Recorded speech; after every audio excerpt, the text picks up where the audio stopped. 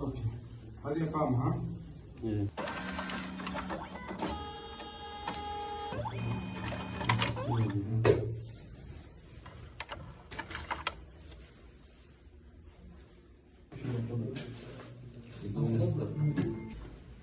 دوريات الشرطة بمدينة الرياض تضبط معمل للتزوير بحي منفوحة يحتوي على عدد كبير من الإقامات ورخص السير وشهادات صحية وبطاقات تأمين طبي وأيضا أجهزة طباعة ولواصق للسمات الأمنية.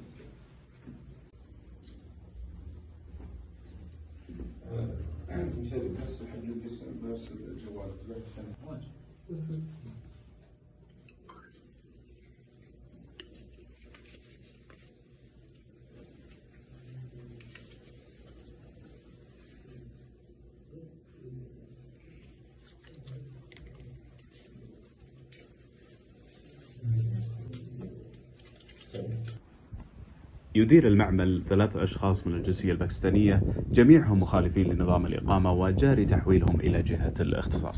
बिस्मिल्लाहिर्रहमानिर्रहीम। अस्सलाम वालेकुम। रियाज में पुलिस ने एक मशकूक अड्डे पर छापा मारा है जहां पे गैर कानूनी तौर पे जाली अकामे, ड्राइविंग लाइसेंस और दीगर डॉक्यूमेंट्स तैयार किए जाते थे। पुलिस को इस जगह का शक पड़ा, उसकी रैकी की गई तो बिल आखिर कन्फर्म इतला पर छापा मारा गया जहां पे 3 पाकिस्तानी मौजूद थे जो इस गैर कानूनी काम में मुलव्वस थे। और आपने वीडियो के अंदर भी देखा कि वो किस तरह से जहली अकामा और ड्राइविंग लाइसेंस इस तरह तैयार कर रहे थे कि जैसे वहू बहू असली का गुमान होता है। एक लंबे अरसे से पाकिस्तानी इस जुर्म में मुलव्वस हैं।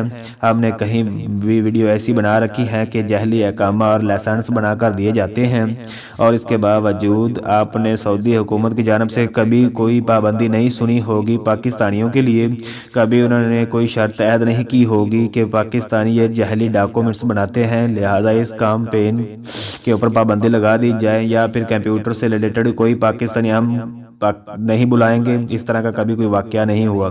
अगर कोई मुजरम पकड़ा जाता है तो उसको इनफरादी तौर पे डील किया जाता है। बासीदे पाकिस्तानी हमारा फ़र्ज है कि हम ऐसे मुजरमों को सख्त अल्फाज में मुज़म्मत करें और जो ऐसे लोगों के लिए मुश्किलात बनते हैं जो ईमानदारी से अपनी ड्यूटी करते हैं। आप क्या समझते हैं कि इन गिरफ्तार शुदा पाकिस्तानियों को जाली डॉक्यूमेंट्स बनाने के केस में संगीन जुर्म में कितनी सज़ा होनी चाहिए और इन जैसे जो भी दीगर लोग हैं या किसी भी नेशनैलिटी से तल्लुक़ रखते हैं और अपने मुल्क के शहरियों का नाम बदनाम करते हैं जुर्म करके, उनके लिए कैसी सज़ा तजवीज़ होनी चाहिए? अपनी राय का इजहार कमेंट सेक्शन में ज़रूर दीजिएगा। अल्लाह हाफिज़।